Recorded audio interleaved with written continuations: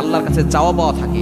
যদি কোনো নারী কাবা শরীফ স্বপ্ন দেখে তাহলে তার এর ব্যাখ্যা হচ্ছে আল্লাহ তাআলা তার এই সব যে স্বপ্নগুলো আছে তার ভিতরের সকল আকাঙ্ক্ষাগুলো আল্লাহ তাআলা পূরণ করে দেবেন অতি দ্রুত। এবং দ্বিতীয় নাম্বার, কোনো নারী যদি স্বপ্ন দেখে যে তার কন্যা সন্তান হয়েছে, তাহলে এই স্বপ্নের ব্যাখ্যা হচ্ছে আল্লাহ তাকে ভালোবাসেন এবং তাকে আল্লাহ পাক রব্বুল আলামিন রিজিকের ব্যবস্থা করবেন, আল্লাহ তাআলা তাকে সম্পদের ব্যবস্থা করবেন। কন্যা সন্তান রহমত, কন্যা সন্তান হচ্ছে নিয়ামত। কিন্তু দুঃখজনক হলেও সত্য, অনেকের কন্যা সন্তান হলে রাগান্বিত হয়ে যায়। কন্যা সন্তান হলে চেহারার দিকে তাকানো যায় না, এটা কিন্তু ম্যাক্সিমাম মেয়েরা করে। দেখবেন কোনো ছেলেকে বিয়ে দেওয়ার পরে যদি ছেলের বোর প্রথমে কন্যা সন্তান হয়, শাশুড়ি রাগ করে, অথচ শাশুড়ি সে নিজেও কিন্তু কন্যা সন্তান, তার কারণে তার ছেলে হয়েছে। কিন্তু দেখা যাচ্ছে যে এই শাশুড়িরা মায়েরা তারা সব সময় ছেলেদের প্রতি টান থাকে।